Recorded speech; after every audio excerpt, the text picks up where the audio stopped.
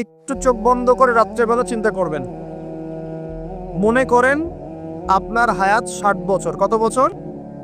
মনে করেন, for example, চোখ বন্ধ করবেন আজকে বাসায় গিয়ে ঘুমানোর সময়, দোয়া দরুদ পড়ে চোখটা বন্ধ করে ভাববেন আদনান ভাই কথাটা বলে গেছে, একটু ভাবি। এইটুক যদি ভাবতে পারেন আজকে বাসায় গিয়ে, আজকে ওয়াজ আমার সফল ইনশাআল্লাহ। এই যে 200 কিলো আসছি, আবার 200 কিলো যাব, ইনশাআল্লাহ সফল। কি ভাববেন প্রিয় ভাই? আমিও কিন্তু তরুণ, আমি কিন্তু বুড়া হয়ে যাই নাই।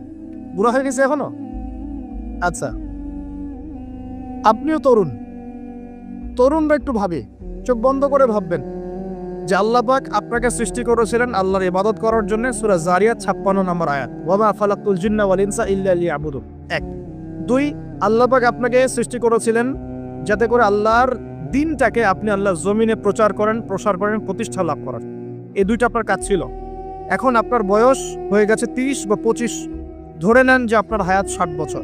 তার মানে আপনার জীবনে বাকি আছে এখন 30 বছর।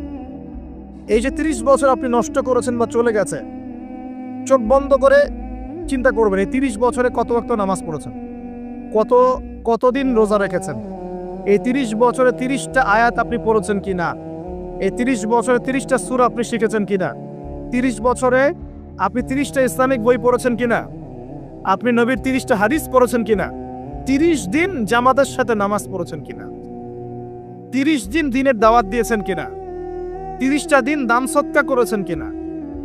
আমি খুব বেসিক কথা বলছি, আমি বলিনি আপনি 30 দিন 30টা যুদ্ধ করেছেন কিনা, এই কথা বলিনি। আমি আপনাকে বেসিক কথা বলছি, একদম বেসিক প্রাইমারি কথা। আপনি 30 দিন নামাজ পড়েছেন কিনা, 30টা রোজা ঠিক মতো রাখছেন কিনা, আপনি কি 30 বার মেয়েকে দেখে চোখ নামাতে পেরেছেন কিনা, আপনি কি 30টা সূরা শিখেছেন কিনা, 30 বার আপনি কি রাসূলের জীবনী পড়েছেন কিনা, তার হাদিস পড়েছেন কিনা, আপনি কি নবী সাল্লাল্লাহু আলাইহি ওয়াসাল্লামের স্ত্রীদের নাম জানেন কিনা, তার জীবনী জানেন কিনা, আকীদা কি জিনিস আপনি জানেন কিনা, 30টা মাসলা মাসাইল আপনি বোঝেন কিনা। আপনি চিন্তা করবেন আজকে। এই একটা চিন্তা আপনার জীবনটাকে বদলে ফেলবে ইনশাআল্লাহ। এই একটা চিন্তাই যথেষ্ট আপনার জীবনকে বদলে ফেলার জন্য। এই চিন্তাটা আরেকভাবে করবেন। এটা ভাবার পরে আপনি চোখটা খুলবেন, চোখটা খুলে সাদা কাগজ নিয়ে বসবেন, উঠে বসবেন, বসে আপনি লিখবেন। এই যুব ভাই শোনেন, বসে আপনি লিখবেন। কি লিখবেন? আপনি লিখবেন এই 30 বছরে আপনি কতগুলো গুনাহ করেছেন, আপনার মনে পড়ে কি কি। হয়তোবা, আমি দোয়া করি যেন এমনটা না হয়, তবে হয়তোবা আপনি খুঁজে পাবেন এই 30 বছরে আপনি বেনামাজি ছিলেন। হয়তোবা। দাঁড়ান, 2 আপনি হয়তো দেখবেন আপনি অনেক দিন রমজানের রোজা রাখেন নাই। আপনি দেখবেন হয়তো আপনি দান সদকা তো করেন নাই, রিকশাওয়ালাকে থাপ্পড়ও দিয়েছেন। আপনি হয়তো দেখবেন যে হলে সিট বুকিং এর জন্য হকি স্টিক নিয়ে মারামারি করেছে। আপনি হয়তো দেখবেন যে 30 বছরে 30টা মেয়ের সাথে সম্পর্ক করা শেষ। আপনি হয়তো দেখবেন যে আপনি অলরেডি পতিতালয়ে ভিজিট করে চলে আসছেন। আপনি 30 দিন, এই 30 বছরে 30 বার কমপক্ষে এই মাদকের আসরে বসেছিলেন, এবং 30 বছরের বহু সময়ে আপনি অনলাইনে নষ্ট করেছেন, পর্নোগ্রাফি দেখে নষ্ট করেছেন, গোপনে পাপ করেছেন, হ্যাঁ, আরো অনেক কিছুই করেছেন। আপনি হয়তো এটা খুঁজে পাবেন। মিথ্যা বলেছেন, প্রতারণা করেছেন, মাপে কম দিয়েছেন, অন্যের উপর অত্যাচার করেছেন। আপনি আপনার যৌবনকে কাজে লাগিয়ে, এই শক্তিটাকে কাজে লাগিয়ে আপনি ইসলামের বিরুদ্ধাচরণ করেছেন, হয়তো এটাও পাবেন।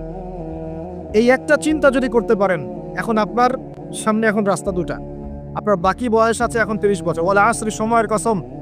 আপনার সময়, আপনার জীবনের সময়টাকে মূল্যায়ন করতে হবে। সময়ের কসম, হয় যদি আমার 30 বছর বাকি থাকে, এখন এই বাকি যা আছে কি না আমিও জানি না, কেউ জানে? অনিশ্চিত পরীক্ষার হল, কেউ জানে না খাতা কখন কেড়ে নেওয়া হবে। আর এটা কারাগারের জীবন, মানে কারাগারে বসে কেউ নিজের মন গড়া পদ্ধতিতে চলতে পারে না। যেরকম রুটিন সেরকম চলতে হয়। কারাগারের জীবনে বসেই আপনি সুদ খাচ্ছেন, কারাগারে বসেই ঘুষ খাচ্ছেন, কারাগারে বসেই জেনা করছেন, কারাগারে বসেই বেনামাজি থাকছেন, কারাগারে বসেই হোয়াটসঅ্যাপে মেসেঞ্জারে মেয়েদের সাথে প্রেম করছেন, কারাগারে বসেই। এটা কারাগারের জীবন। কারাগারের জীবন যদি বাকি থাকে আর 20-30 বছর, আপনার সামনে এখন রাস্তা 3টা। 1, আপনি কি গতানুগতিক যেভাবে চলেছেন সেভাবেই শেষ করবেন জীবনটা? যদি শেষ করে দেন, তাহলে পৃথিবীর ইতিহাস থেকে আপনার নাম একদিন মুছে যাবে।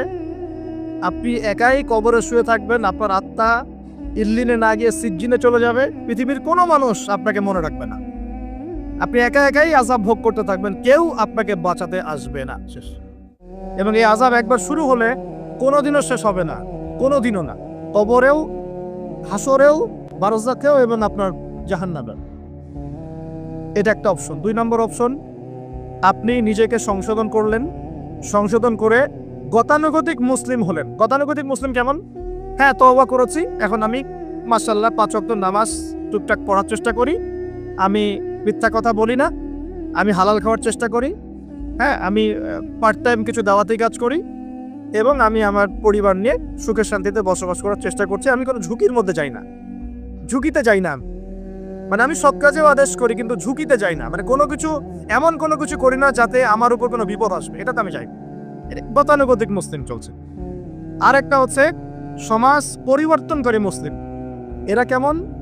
এরা নিজেরা তো জ্ঞান অর্জন করেই এবং জ্ঞান অনুযায়ী আমলও করে, তারা সৎ কাজে আদেশও করে, একই সাথে অসৎ কাজে নিষেধও করে, সত্যটাকে নির্ভীকতার সাথে, সাহসিকতার সাথে, হিকমার সাথে সবার সামনে উপস্থাপন করে, আল্লাহর কাছে দোয়া করে এবং সমাজটাকে পরিবর্তন করে ফেলার চেষ্টা করে। এরা হচ্ছে আহসান, সবচেয়ে উত্তম শ্রেণী।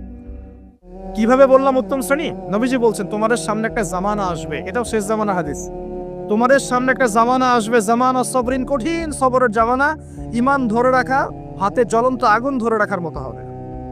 ওই সময় যদি তোমরা কেউ আমার সুন্নতের উপর অটল থাকতে পারো, আমার মৃত সুন্নতকে আবার জীবিত করতে পারো, তাহলে 50 জন শহীদ সাহাবীর নেকি পাবে ইনশাআল্লাহ।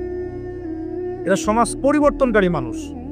আর ইতিহাসে যারা সমাজ পরিবর্তনকারী মানুষ, তাদের জীবনে পরতে পরতে বিপদ আপদ বলা মুসিবত আসবেই। আমার ছোট্ট গবেষণায় 4টা ক্ষেত্র থেকে আসতে পারে যখন আপনি হকের উপর থাকবেন। 1 নাম্বার, প্রথম বাধা চলে আসবে পরিবার থেকে। কোত্থেকে? পরিবার। আপনি গতানুগতিক মুসলিম হলে আপনি সব জায়গায় পার পেয়ে যাবেন, কিন্তু যদি একটু কঠোরতা প্রয়োগ করেন যে আমি একদম কোরআন সুন্নাহর 100% ফলো করতে চাই, আমি এমন না যে নামাজও পড়ি শুধু খাবো, এমন হব না। আমি নামাজও পড়বো, শুধু খাবো না, আমি রোজাও রাখবো, আমি যাকাতও দিব, আমি হজ উমরাও করবো, আল্লাহর বিধানের প্রতি শ্রদ্ধাশীল থাকবো, চেষ্টা করবো ইসলামটা প্রসার করেন, প্রতিষ্ঠার চেষ্টা করবো। তখন আপনার প্রথম বাধা আসবে পরিবার থেকে। দাড়ি রাখছো কেন? দাড়ি রাখলে তোমাকে এরকম লাগে। হ্যাঁ, তুমি চাকরির উপরে কাপড় কেন পরলে তোমাকে অমন লাগে। আগে তো গিটার বাজাইতা, আগে তো গান গাইতা, আগে মেয়ে নিয়ে থাকতা, ভালো ছিল, এখন কেন সারাদিন বই নিয়ে পড়ে থাকো, ইসলামিক বই নিয়ে পড়ে থাকো, নামাজ দিয়ে পড়ে থাকো। হ্যাঁ, কি পরিবর্তন হলো! বাবা মার টেনশন, এখন পিতামাতার টেনশন। কেউ এরকম অ্যাডভার্টাইজ বানিয়ে টিভিতে দেখাচ্ছে, এগুলা দেখেন নাই? আগে ছেলে ভালো ছিল, হঠাৎ করে কি পরিবর্তন হয়ে গেল। হ্যাঁ, সুবহানাল্লাহ। আল্লাহর পথে ফিরে আসা মানুষের ক্রাইটেরিয়া এগুলো মেনশন করে করে বলছে, এগুলো দেখা গেলে যোগাযোগ করবেন স্থানীয় কর্তৃপক্ষের সাথে, ওই ছেলের মধ্যে সমস্যা আছে। আস্তাগফিরুল্লাহ, আস্তাগফিরুল্লাহ। একজন ব্যক্তি গিটার বাজাতো, গান গাইতো, মাদকের সাথে ছিল, মেয়ে নিয়ে ফুর্তি করত, সেখান থেকে এসে নামাজ পড়ছে, এই জন্য কি সে জঙ্গি হয়ে যাবে? এখন সে মাশাআল্লাহ কোরআন তেলাওয়াত করছে, কোরআন বোঝার চেষ্টা করছে, আলেম ওলামার কাছে গিয়ে পরামর্শ করছে, হাদিস পড়ছে, এই জন্য কি সে জঙ্গি হয়ে গেছে? মারা যা গিলায় আমরা তাই গিলি, যা গিলায় আমরা তাই গিলবো কেন? ওদের কাছে কিসের জ্ঞান আছে? আমাদের কাছে কোরআনের জ্ঞান আছে, হাদিসের জ্ঞান আছে। ও সিলেক্ট করে দিবে যে কোনটা জিহাদ আর কোনটা জঙ্গিবাদ? আশ্চর্য একটা ব্যাপার। কোরআন এবং সুন্নাহর চর্চা যদি মুসলিমরা করে, তাহলে কি তারা সন্ত্রাসী হয়ে যাবে? ওরা তো চাইবেই যেন আমরা এই কাজগুলো না করি, ওরা তো চাইবেই যাতে আমরা কোরআন সুন্নাহর চর্চা না করি। ওরা যা বলে সেই ভাষায় আমরা কথা বলা শুরু করেছি। ওরা বলছে, একটু পরে আমি বুঝাচ্ছি আপনাদেরকে, ওরা বলেছে যে জ্ঞান সেটাই, ভালো করে বোঝেন, জ্ঞান সেটাই যেটা পরীক্ষা নিরীক্ষা, যুক্তি বিজ্ঞান, দর্শন দিয়ে লাভ করা যায়। আর আমরা বলছি আল্লাহর ওহী হচ্ছে চূড়ান্ত জ্ঞান। আল্লাহর ওহী কি? চূড়ান্ত জ্ঞান। এই যে জ্ঞানতাত্ত্বিক পার্থক্য, ওরা যা দেখে না তাতে বিশ্বাস করে না, এই কারণে তারা জিনে বিশ্বাস করে না, আত্মায় বিশ্বাস করে না, আল্লাহ বিশ্বাস করে না, ফেরেশতায় বিশ্বাস করে না, পরে আগের আসমানি কিতাবে বিশ্বাস করে না, নবী রাসূলে বিশ্বাস করে না, কবরের আযাব, জান্নাত জাহান্নাম, মিজান, পরিসর কোনো কিছু বিশ্বাস করে না। কেন করে না? ওদের এপিস্টেমোলজি হচ্ছে, জ্ঞানতাত্ত্বিক দর্শন হচ্ছে যা দেখি না বিশ্বাস করি না। আর ওই দর্শনটা আমরা কাট পেস্ট করে নিয়ে আমাদের ছোট ছোট বাচ্চাদেরকে এখন গিলাচ্ছে এইগুলো। এখন ওই দর্শন কেন ফলো করব আমরা? আমাদের দর্শন হচ্ছে চূড়ান্ত জ্ঞান কার পক্ষ থেকে আসে? আল্লাহর পক্ষ থেকে আসে। আল্লাহ যা সত্য বলেছেন তাই সত্য। আল্লাহ যা মিথ্যা বলেছেন তাই মিথ্যা। আল্লাহর ওহী চূড়ান্ত সত্য মিথ্যার মানদণ্ড, মানুষের যুক্তি বিজ্ঞান দর্শন নয়। এই জায়গায় তো পার্থক্য, সে করেই তো পার্থক্য। এই জ্ঞানতাত্ত্বিক সংজ্ঞায় পার্থক্য বলেই তো আপনাকে ডারউইনের মতবাদ পড়াচ্ছে, কারণ সে তো বিশ্বাসই করে না যে মানুষকে আল্লাহ সৃষ্টি করেছেন। আর আমরা বিশ্বাস করি আদম আলাইহিস সালামকে সৃষ্টি করেছেন কে। অতএব এই মতবাদের আমাদের কোনো প্রয়োজন নাই, কারণ আমরা তো জানি কোরআনে আল্লাহ পাক এটা বলেছেন। যে জানে না, যার কাছে কোরআন নাই, যার কাছে হাদিস নাই, তার ওই মতবাদের প্রয়োজন আছে, আমার তো নাই। ওরা যা বলে আমরা তাই গেলার চেষ্টা করি। ওরা এগুলো সংজ্ঞা শিখিয়ে দিয়েছে যে মুসলিম যুবকরা এরকম এরকম করলে তারা খারাপ হয়ে যাবে, এখন ব্যাস এটা প্রচার করা হচ্ছে। আশ্চর্য বিষয়। আমরা তো চাইবা প্রত্যেক ঘরে ঘরে কোরআনওয়ালা মানুষ তৈরি হোক, হাদিসওয়ালা মানুষ তৈরি হোক, নামাজি হয়ে যাক সবাই, তাহলে সমাজে শান্তি আসবে। একজন নামাজি ব্যক্তি বেশি ভদ্র হয় না বেনামাজি ভদ্র হয় বলেন? তার নামাজ মানুষকে শৃঙ্খলা শেখায় না, কোরআন মানুষকে মানবতা শেখায় না। কোরআন সুন্নাহর কোনো জায়গায় কি বলা আছে নিরপরাধ কোনো মানুষকে হত্যা করতে হবে? বরং আমি তো একটা আয়াত বললাম, কেউ যদি একজন মানুষের জীবন বাঁচায়, সূরা মাইদা আল্লাহ পাক বলছেন, কেউ যদি একজন মানুষের জীবন বাঁচায় সে যেন পুরো মানব জাতিকে বাঁচালো, বলি আলহামদুলিল্লাহ। আর কেউ যদি কোনো মানুষকে অন্যায়ভাবে হত্যা করে সে যেন পুরো মানব জাতিকে হত্যা করে। একটু খেয়াল করে দেখেন, সারা বিশ্বে যত মানুষকে হত্যা করা হচ্ছে মুসলিম কান্ট্রিগুলোতে, সিরিয়া, ইয়েমেন, প্যালেস্টাইন, আফগান তো চলে গেল, তারপরে আপনার ইরাক, লিবিয়া, জর্ডান, লেবানন, ঠিক আছে, ওই যে রোহিঙ্গা, তারপরে উইঘুর, মুসলিমদেরকে যেখানে যেখানে হত্যা করা হয়েছে, এখানে মানবতা বিরোধী অপরাধ হয়নি? এটাকে সন্ত্রাসবাদ বলা যায় না? এটা ওদের জঙ্গিবাদ নয় কি? তাহলে প্রকৃত অর্থে সন্ত্রাসী এবং জঙ্গি কারা? মুসলিমরা না ওরা? যখন নিরপরাধ মাসুম বাচ্চাদেরকে বোম মেরে হত্যা করা হয়, মা বোনদেরকে ইজ্জত নষ্ট করা হয়, আমাদের মুসলিম ভাইদেরকে পাখির মতো গুলি করে হত্যা করা হয়, তখন এই মতবাদ থাকে না? তো এদের কাছ থেকে আমাদেরকে শিখতে হবে কোনটা ন্যায় কোনটা অন্যায়। এগুলো চলতে থাক, কিন্তু এই চলা ইনশাআল্লাহ তাআলা বেশি দিন সাস্টেইন করবে না ইনশাআল্লাহ। প্রিয় ভাইরা, একটা কথা খালি বললাম এখানে, এই সময়টাকে মূল্যায়ন করতে আল্লাহ পাক আপনাকে পরামর্শ দিয়েছেন। এখন আপনার সামনে সবচেয়ে বেস্ট অপশন কোনটা? আপনি পাপগুলোর লিস্ট করে 2 রাকাত নামাজ পড়বেন, সুন্দর করে ওযু করে চোখের পানি ছেড়ে দিয়ে আল্লাহকে বলবেন, আল্লাহ এই 30 বছর আমি যত পাপ করেছি, যত পাপ আল্লাহ করেছি, জেনে করেছি না জেনে করেছি, বুঝে করেছি না বুঝে করেছি, প্রকাশ্যে করেছি গোপনে করেছি, যত পাপ আল্লাহ হয়েছে আমার দ্বারা, আল্লাহ তুমি সমস্ত পাপকে মাফ করে দাও। বলবেন আল্লাহুম্মা গফিরলি মা কদ্দামতু ওয়া মা আখারতু ওয়া মা আসরারতু ওয়া মা আ'লানতু ওয়া মা আনতা আ'লামু বিহি মিন্নি আনতাল মুকদ্দিম ওয়া আনতাল মুআখির ওয়া আনতা আলা কুল্লি শাইইন কাদির। এটা একটা দোয়া। অথবা বলবেন আল্লাহুম্মা আনতা রাব্বি লা ইলাহা ইল্লা আনতা খালাকতানি আনা আবদুকা ওয়া আনা আলা আহদিক ওয়া ওয়া'দিকা মাস্তাতা'তু আউযু বিকা মিন শাররি মা সানা'তু আবু'ু লাক বিনি'মাতিকা আলাইয়া ওয়া আবু'ু বিযানবি ফাগফিরলি ফাইন্নাহু লা ইয়াগফিরু যুনুবা ইল্লা আনতা। এটাও পারেন না, বলবেন আল্লাহুম্মা ইন্নী যালামতু নাফসি যুলমান কাসীরান ফাগফিরলি মাগফিরাতান মিন ইনদিকা ওয়ারহামনি ইন্নাকা আনতাল গফুর। এটাও পারেন না, বলবেন রব্বিগফিরলি রব্বিগফিরলি। এটাও করেন না, বলবেন রব্বিগফির ওয়ারহাম ওয়া আনতা খায়রুর রাহিমিন। রব্বিগফির ওয়ারহাম ওয়া আনতা খায়রুর রাহিমিন। আমার সাথে বলেন রব্বিগফির ওয়ারহাম ওয়া আনতা খায়রুর রাহিমিন। এতটুকু অন্তত বলবেন, বলে চোখের পানি ছেড়ে দিয়ে আপনি তওবা করবেন ইনশাআল্লাহ তাআলা। আল্লাহ পাক কি বলছেন শুনেন। আল্লাহ পাক বলছেন সূরা ফুরকানের শেষের দিকে, আল্লাহ পাক বলছেন ইল্লা মান তাবা, যে ব্যক্তি তওবা করে ফিরে আসবে, ওয়া আমানা, এবং ঈমান নিয়ে আসবে, ওয়া আমিলা আমালান সালিহান, এবং সৎ-আমল সম্পাদন করা শুরু করবে, মানে এরপর আর খারাপ কাজ করবে না, বাকি জীবন ভালো কাজ করবে। আল্লাহ পাক বলছেন উলাইকা আল্লাযীনা উলাইকা إلا من تاب وآمن وعمل عملا صالحا فأولئك يبدل الله سيئاتهم حسنات। এরাই সেই ব্যক্তি, এরাই সেই সব মানুষ যাদের সমস্ত গুনাহকে আল্লাহ পাক নেকি দিয়ে পরিবর্তন করে দিবেন ইনশাআল্লাহ। শুধু গুনাহ মাফ করে দিবেন না, আল্লাহ পাক বলেছেন শুধু গুনাহ মাফ করব না, যদি গুনাহ হয় থাকে 1 কোটি, আল্লাহ পাক 1 কোটি নেকি দিয়ে পরিবর্তন করে দিবেন ইনশাআল্লাহ। কিসের অপেক্ষা তাহলে? এখন আজকে কোনো অপেক্ষা হবে? আজকে রাত্রে ইনশাআল্লাহ তওবা করে, এখনই তওবা করে ফেলবেন ইনশাআল্লাহ।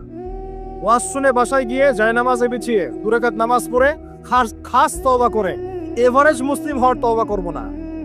কি কিরকম মুসলিম হওয়ার তওবা করব? যে মুসলিমরা সমাজ পরিবর্তন করে দিয়েছে ওই মুসলিম হওয়ার চেষ্টা করবো ইনশাআল্লাহ। এই সময়ের কসম করে আল্লাহ বলছেন সবাই ফাঁদের মধ্যে আছে। সবাই বলতে কারা? সবাই বলতে সেই সব মানুষ বাদ দিয়ে যারা 4টা গুণ অর্জন করবে। কয়টা গুণ ভাই? মাত্র 4টা গুণ। কয়টা গুণ? এই 4টা গুণ একসাথে অর্জন করতে পারবো ইনশাআল্লাহ? ওয়াদা করছি পারবো ইনশাআল্লাহ। চেষ্টা করবো তো ইনশাআল্লাহ। শুনে নেন, সংক্ষিপ্ত করে বলছি। 1, আমাদের সবাইকে মুমিন হতে হবে। ইল্লাল্লাযীনা আমানু, যারা ঈমানদার। ঈমানদার কারা? উত্তর হাদিসে জিবরিলের মধ্যে আছে, নবী সাল্লাল্লাহু আলাইহি ওয়াসাল্লামকে জিবরাইল আলাইহিস সালাম জিজ্ঞাসা করছেন, আখবিরনি আনিল ঈমান, হে নবী আমাকে ঈমান সম্পর্কে বলুন। এই জায়গায় একটু ভালো করে বোঝেন, এখানে বর্তমান যে শিক্ষা ব্যবস্থা নিয়ে যে কথাটা উঠেছে এর একটা গোড়ার সমস্যা চলে আসবে। একটু ভালো করে বোঝেন এই জায়গাটা। জিবরাইল আলাইহিস সালাম বলছেন, হে মুহাম্মদ সাল্লাল্লাহু আলাইহি ওয়াসাল্লাম, আল ঈমান, ঈমান হচ্ছে আন তুমিনা বিল্লাহ, তুমি আল্লাহতে বিশ্বাস করবে। 1, ওয়া মালাইকাতিহি, ফেরেশতাগণে বিশ্বাস করবে। 2, 3, ওয়া কুতুবিহি, আসমানি কিতাব সমূহে বিশ্বাস করবে। 4, ওয়া রুসুলিহি, রাসূলগণে বিশ্বাস করবে। 5, ওয়াল ইয়াউমিল আখির, পরকালে বিশ্বাস করবে। 6, ওয়াল কদরি খাইরি ওয়া শাররি, তাকদীরের ভালো মন্দে বিশ্বাস করবে। একটু মনোযোগ দিয়ে দেখেন, ঈমানের 6টা পিলার কি ছোঁয়া যায়? এগুলো কি কঠিন? এগুলো কি তরল? এগুলো কি বায়বীয়? এগুলোকে কি জ্ঞানের সংজ্ঞায় ফেলা যায়? ঈমানের 6 পিলারকে চোখে দেখা যায়? স্পর্শ করা যায়? ঈমানের 6 পিলার, এই 6টা পিলার, এই 6টা পিলারকে কি ল্যাবরেটরিতে ল্যাবে বসে প্রমাণ করা যাবে? এই 6টা পিলারকে কি যুক্তি, বিজ্ঞান, দর্শনের মানদণ্ডে বিচার করা যাবে? যাবে না। আল্লাহ পাক বলছেন, আলিফ লাম মিম যালিকাল কিতাব লা রাইবা ফি হুদাল লিল মুত্তাকিন। মুত্তাকি কারা? আল্লাযীনা ইউমিনুনা বিল গায়বি, যারা এই গায়েবে বিশ্বাস করে। ঈমানের 6 পিলার সবই গায়েব। এই গায়েবে অদৃশ্য বিশ্বাস না করতে পারলে আপনি মুমিন হতে পারবেন না। তো আমাদের বিলিভ, আমাদের বিশ্বাসের ভিত্তিটা হচ্ছে অদৃশ্য। আমাদের বিশ্বাসের ভিত্তি কি? অদৃশ্যের জগৎ, গায়েবের জগৎ। আর পশ্চিমাদের বিশ্বাসের জগৎ হচ্ছে দৃশ্যমান জগৎ। এই কারণেই তাদের শিক্ষা সিস্টেমগুলো সব দৃশ্যমান জিনিসে বিশ্বাস করে, অদৃশ্য বিশ্বাস করে। এই কারণেই তারা এই সব মতবাদগুলোকে বইপত্র নিয়ে আসে। এই ডারউইনের মতবাদ বলেন, এই যে আপনার এটা কি অ্যাস্ট্রোনমিক্যাল ইয়েগুলো বলেন, নাসার গবেষণাগুলোকে বলেন, মঙ্গলের এটা খুঁজতেছে, চাঁদে ওইটা খুঁজতেছে। মানে ওরা চোখে যা দেখবে এটা বিশ্বাস করবে, চোখে যা দেখি না বিশ্বাস করবো না। আর ওই মতবাদটাকে তারা জোর করে মুসলিমদের উপর চাপাতে যাচ্ছে। এই কারণেই মুসলিমদের বইপত্রের মধ্যে এখন এগুলো ঢুকে যাচ্ছে, এই মতবাদগুলো ঢুকে যাচ্ছে। তাহলে সমস্যা কিন্তু গোড়ায়। আমাদের কাছে জ্ঞানের সংজ্ঞা হচ্ছে জ্ঞান আল্লাহর পক্ষ থেকে আসে। আল্লামাল ইনসান মা লাম ইয়ালাম, আমি মানুষকে সেই জ্ঞান শিক্ষা দিয়েছি যা মানুষ জানতো না। আল্লাহ বলছেন আমি শিক্ষা দিয়েছি, মানুষ জ্ঞানী ছিল না, আমি শিক্ষা দিয়েছি। আল্লাহ বলছেন ওয়াকুলিল হাক্কু মির রাব্বিকুম, সূরা কাহফ 29 নম্বর আয়াত। আল্লাহ বলছেন হক সেটাই, জ্ঞান সেটাই যা তোমার রবের পক্ষ থেকে নাজিল হয়। আল্লাহ বলছেন ফালা তাকুনান্না মিনাল মুমতারিন, এই হক আল্লাহর পক্ষ থেকে আসে, তুমি সন্দেহ পোষণ করো না। ওদের জ্ঞানের সংজ্ঞা জ্ঞান দেখা যায়, ছোঁয়া যায়, উপলব্ধি করা যায়, এর আলোকে জ্ঞান তারা নির্ধারণ করে। আমরা বলছি জ্ঞান হচ্ছে আল্লাহর পক্ষ থেকে আসে।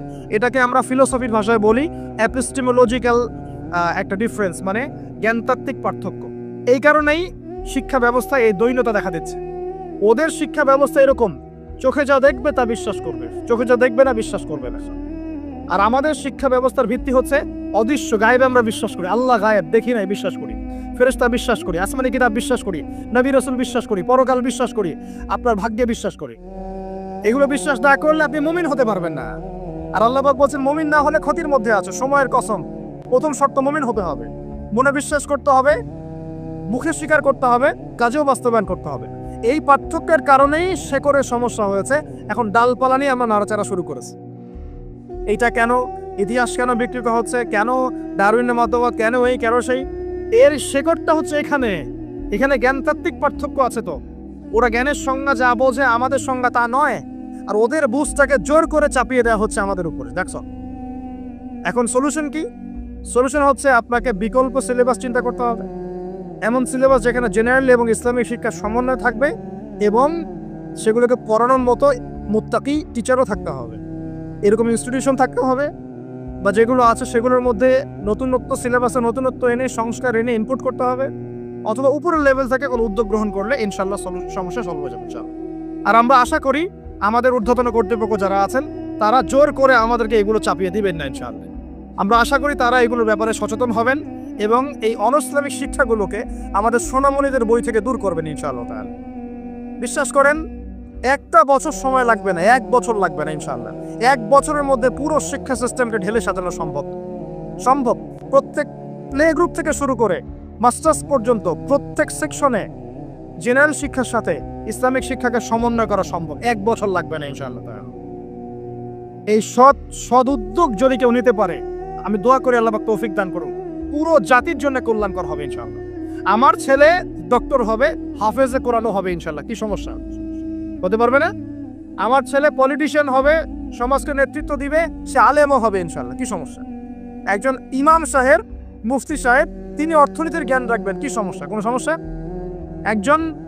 একজন মুহাদ্দিস মুফতি যারা ফারেগ হয়ে বের হচ্ছেন, তারা বিশ্ব রাজনীতি সম্পর্কে জ্ঞান রাখবেন, কোনো সমস্যা? সবকিছু আমাদের পড়াশোনা করতে হবে, তারপরে আমরা যে যা সেকশন ভাগ করে নেব ইনশাআল্লাহ আযজা ওয়া জাল্লা। হাবিদের পক্ষ থেকে কোনো দলিল প্রমাণ নাই, এরকম যদি কোনো আমল কেউ করে, এরকম কোন আকীদা কেউ পোষণ করে, সেটা হবে বেদাতি আমল, বেদাতি আকীদা। বোঝা যাচ্ছে কথা? বেদাতি আমল আকিদায় কেউ লিপ্ত থাকলে তার আমল কবুল হবে না, তার আমলকে আল্লাহ পাক ধুলো বানিয়ে দিবেন, হাউজে কাউসারের পানি পাবে না, নবীজি সহকান লিমান গায়্যারা বাদি বলে তাড়িয়ে দিবেন এবং জাহান্নামে যেতে হবে। বেদাত যে করে সে তো অপরাধী, যে বেদাতিকে সম্মান পর্যন্ত করে তার উপর আল্লাহ পাক লানত করেছেন, ফেরেশতা লানত করবে। কথা বুঝতে পারছেন? মান আহদাসা হাদাসান, কেউ যদি কোনো বেদাত করে, আও আওয়া মুহাদিসান, নিজে বেদাত করে না কিন্তু বেদাতিকে আশ্রয় দেয় বা সম্মান প্রদর্শন করে, ফাআলাইহি লানাতুল্লাহি ওয়া মালাইকাতিহি ওয়ান নাসি আজমাইন, তার উপরে আল্লাহ, ফেরেশতা, পুরো মানব জাতির অভিশাপ বর্ষিত হবে বলে নাউযুবিল্লাহ। অন্য হাদিস আছে, সে যেন ইসলামকে ধ্বংস করার ব্যাপারে সাহায্য করবে। অতএব এই স্রোতে গা ভাসাবেন না, স্রোতে গা ভাসিয়ে দিবেন না। যে আমলের দলিল আছে, প্রমাণ আছে, এগুলোই আমলে চলে। যেগুলো দলিল প্রমাণ নাই, মানুষ বানিয়ে নিয়েছে, এগুলো আমলে সলেহ না, এগুলো করলে উল্টা গোনা হবে। নবীজি বলছেন একটা হাদিসে যে ফামান রাগিবা আন সুন্নতি ফালাইসা মিন্নি, কেউ যদি আমার সুন্নত থেকে মুখ ফিরিয়ে নেয়, সে আমার উম্মতের অন্তর্ভুক্ত না। কুল্লু বিদআতিন দালালা, প্রত্যেকটা বেদাত ভ্রষ্টতা, ওয়া কুল্লু দালালাতিন ফিন-নার, প্রত্যেক ভ্রষ্টতার পরিণাম হবে জাহান্নাম। যে আমলটা করবেন চেক করে দেখবেন দলিল প্রমাণ আছে কি নাই। এখন যদি দেখেন সমাজের সব মানুষই বেদাত করে, আপনি কি করবেন? এখন বলবেন সামাজিকতার খাতিরে আমিও করি, তাহলে ওই সমাজ যদি জাহান্নামে যায় আপনাকেও যেতে হবে। নাউযুবিল্লাহ। ইসলাম সামাজিকতা দেখে চলে না, ইসলাম চলে কোরআন এবং হাদিস দেখে। সুন্নত সামাজিকতার ধার ধারে না, সুন্নত ধার ধারে দলিল আছে কিনা, প্রমাণ আছে কিনা, নবী করেছেন কিনা, সাহাবী করেছেন কিনা, ইমামদের থেকে প্রমাণ আছে কিনা, আমরা সেটা দেখব। প্রমাণ নাই, দলিল নাই, যত টাটকা মজার মুখরোচক মনে হোক না কেন, সবাই করুক না কেন, আপনার করা যাবে না, করলে বেদাত হয়ে যাবে। আল্লাহ পাক বোঝার তৌফিক দান করুন। আর বেদাত তো করবেনই না, বেদাতিকে সম্মানও করবেন না। বেদাতিকে ট্রল করতে করতেই তো ভাইরাল হয়ে গেছে, ট্রল করতে করতে, মজা করতে করতেই তো ভাইরাল হয়ে গেছে। এই তো সমস্যা আমাদের। আল্লাহ পাক বোঝার তৌফিক দান করুন, আমিন। আরেকটা বিষয় হলো ওয়াতাওয়াসাউ বিল হক, যারা পরস্পরকে হকের দাওয়াত দেয়। আচ্ছা, হকটা কি? এখন হকের সংজ্ঞা সূরা কাহফের 29 নম্বর আয়াত আছে। কোন আয়াতে? কোন সূরা বলেন? সূরা কাহফ কত নম্বর আয়াত? 29। সূরা বাকারাতেও আছে, সূরা কাহফে আল্লাহ বলেছেন, আল্লাহ পাক বলেছেন হকটা কি? ওয়া কুলিল হাক্কু মির রাব্বিকুম, বাস শেষ। নবী বলে দিন, হক সেটাই যা তোমার রবের পক্ষ থেকে নাজিল হয়। হকটা কি? যা তোমার রবের পক্ষ থেকে নাজিল হয়। বলেন তো রবের পক্ষ থেকে কি নাজিল হয়েছে? কোরআন এবং তার ব্যাখ্যা কি আছে? হাদিস। যখন তাওরাত নাজিল হয়েছিল সেটা কি হক ছিল? ছিল। যখন তাওরাত নাজিল হয়েছে তখন সেটাও হক ছিল। যখন ওটাকে বিকৃত করা হয়েছে, তারপর আল্লাহ পাক জাবুর নাজিল করেছেন দাউদ আলাইহিস সালামের উপরে। এই জাবুর যখন নাজিল হয়েছে তখন জাবুরই হক ছিল। যে জাবুর মানতো না সে কাফের হয়ে গিয়েছে, যে জাবুর মানতো সে মুসলিম ছিল। এরপর ইনজিল এসেছে, জাবুর বিকৃত হওয়ার পরে ইনজিল যখন এসেছে, ইনজিলই হক ছিল। ইনজিল যে মেনেছে আল্লাহ পাক তাকে মুসলিম বলেছেন, সেও মুসলিম ছিল। যে ইনজিল মানে নাই সে কাফের হয়ে গিয়েছে। ইনজিলকে বিকৃত করার পরে আল্লাহ পাক দিয়েছেন কি? সর্বশেষ আসমানি কিতাব আল কোরআনুল কারীম এবং তার ব্যাখ্যায় নবী সুন্নাহ, হাদিস নবী সাল্লাল্লাহু আলাইহি ওয়াসাল্লাম। এই কোরআন এবং সুন্নাহকে মিলেই ইসলাম। এই ইসলাম হচ্ছে একটা কমপ্লিট কোড অফ লাইফ, জীবনের সব ক্ষেত্রে সমাধান আছে। এখন এই হকটার দাওয়াত আল্লাহ পাক দিতে বলছেন। তাহলে দাওয়াতটা কিভাবে শুরু করব? আগে জ্ঞান অর্জন করব, নিজে আমল করব, নিজের উপর প্রতিষ্ঠা করব, আমার পরিবারে প্রতিষ্ঠা করবো ইনশাআল্লাহ।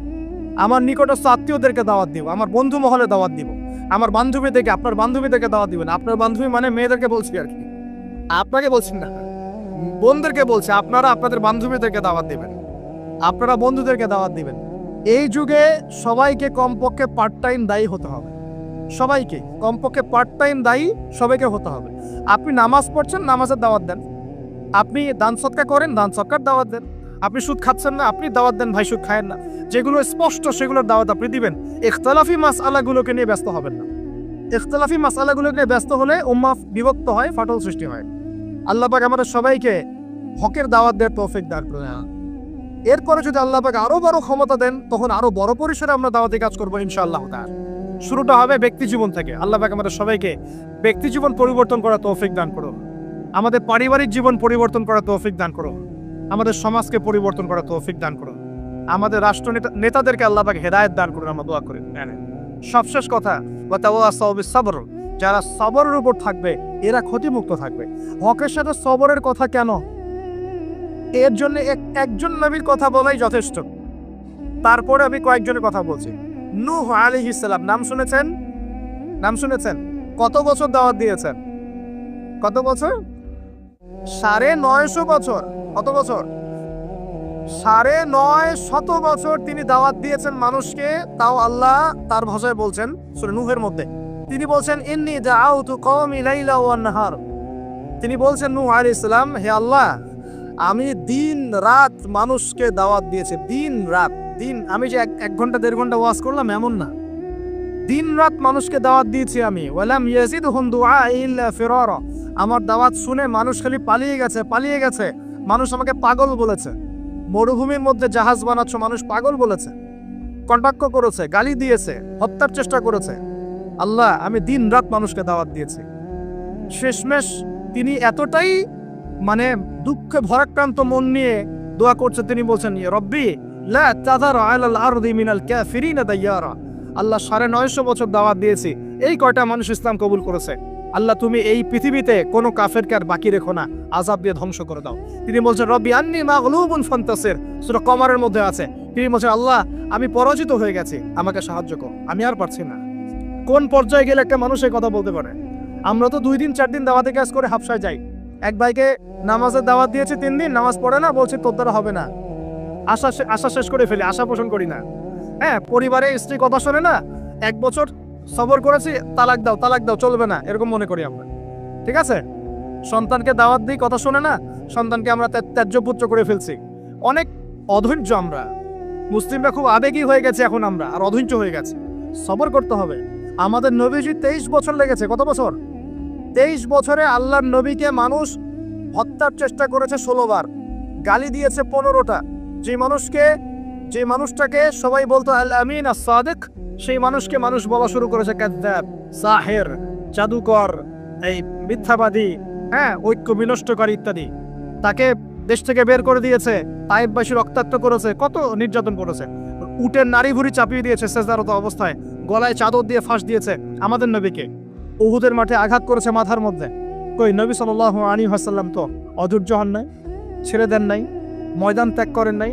আমরা তো অল্পতেই কেন অধৈর্য হয়ে যাই? হাজার হাজার মানুষ আসবে, চলে যাবে, কিন্তু দিন ইসলাম থেকে যাবে ইনশাআল্লাহ। একসময় ভালো থাকবে, কখনো খারাপ থাকবে, কখনো বেগবান হবে, কখনো একটু মন্থর হবে, দিন এগিয়ে যাবে ইনশাআল্লাহ।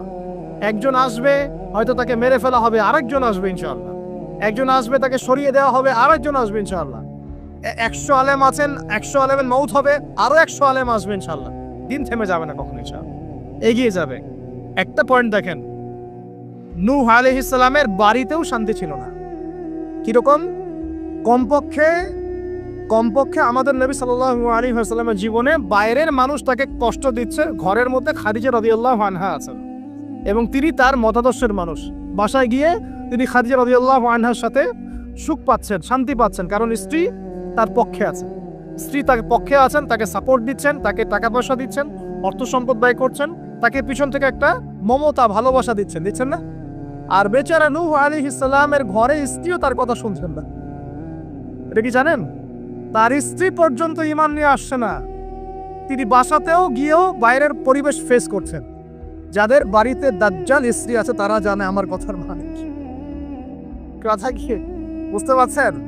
অনেক গুপ্তভোগী আছে না এখন, বাহিরে আমরা অনেক প্রবলেম ফেস করি, বাসায় গিয়ে যদি দেখি একজন নেককার স্ত্রী, তার কোলে আপনি শুয়ে আছেন, সে আপনাকে আদর করছে, মহব্বত করছে, তার সাথে আপনি প্রবলেম শেয়ার করছেন, সে আপনাকে সাপোর্ট দিচ্ছে, আপনি কিন্তু ভিতর থেকে একটা ভালোবাসা ভালো লাগা ফিল করবেন। বাইরের খারাপটা আপনার আর কাজের মাথায় আসবে না এটা না। আর যদি দেখেন যে বাইরেও আপনি অনেক স্ট্রাগল করছেন, বাসায় গিয়ে যখন ঢুকলেন বাস ওখানে আর এক জাহান্নাম শুরু হয়ে গেল আচ্ছা, তখন কিন্তু আপনার আর মাথা কাজ করবে না। তো এই অবস্থা যাদের আছে, আল্লাহ তাদের অবস্থা উন্নতি করুন, সমস্যা দূর করুন, দোয়া করি। যাদের এই হতভাগা যারা আছেন তারা জানেন যে এরকম সমস্যা হলে কিরকম কষ্ট হয়। তো নূহ আলাইহিস সালামের কিন্তু ঘরে এই সমস্যা ছিল। আমরা তো কয়েকদিন আগে দেখলাম না, বাংলাদেশের একজন মানুষ তার স্ত্রীকে নিয়ে একটা অভিযোগ করলেন। এখন আমি অনেকদিন আগেই বলেছি শেষ জামানায় কিন্তু ফ্যামিলিস্ট রেভলিউশন বাড়বে। কি বাড়বে? ফ্যামিলিস্ট রেভলিউশন মানে নারীকে আপনি আর ঘরে রাখতে পারবেন না, ও বাঁধন ছিন্ন করে বেরিয়ে চলে যাবে, ও সম অধিকার, নারী অধিকার বিভিন্ন স্লোগান দিয়ে দিয়ে কোনো কোনো ক্ষেত্রে দেখবেন পুরুষের উপরে এসে টেক্কা দেওয়ার চেষ্টা করবে। কোনো কোনো ক্ষেত্রে নারী নির্যাতনের জায়গায় পুরুষ নির্যাতন করা শুরু হবে দেখবেন। তো এগুলো তো দিন দিন বাড়ছে, ডিভোর্স বাড়ছে। ম্যাক্সিমাম ফ্যামিলিগুলো এখন অলমোস্ট অনেক ফ্যামিলি, ম্যাক্সিমাম তো বলতে পারবো না, অনেক ফ্যামিলির মধ্যেই এই সমস্যাগুলো দেখা যাচ্ছে। এখানে স্ত্রীর ভূমিকাও যেমন থাকতে হবে, স্বামীর ভূমিকাও থাকতে হবে। আমরা স্ত্রীদের প্রতি কোমল হব, এটাও ঠিক আছে, একই সাথে স্ত্রীকেও রিকোয়েস্ট করতে হবে যে আপনাকে আপনার স্বামীর সম্মান বুঝতে হবে। একটা সংসার টিকে থাকে শুধু ভালোবাসার ভিত্তিতে না, একটা সংসার টিকে থাকে বিশ্বাসের ভিত্তিতে। কিসের ভিত্তিতে? সংসারে বিশ্বাস থাকতে হবে, আমানতদারিতা থাকতে হবে, পরস্পর সম্মানবোধ থাকবে, শ্রদ্ধাবোধ থাকবে, একে অপরের প্রবলেম শেয়ার করতে হবে। এটা জরুরি না যে আপনাকে বুঝতে হবে আপনার স্বামীর সমস্যা, আপনি তার সমস্যা বুঝবেন না, এরকম স্বার্থপর চিন্তা করলে তো হবে না। সবসময় আপনাকেও তাকে বুঝতে হবে, সেও আপনাকে বুঝবে। খালি চিন্তা করবেন যে আমাকে সে কেন বোঝে না, তার ওদের সমস্যা। আপনাকেও তো তাকে বুঝতে হবে।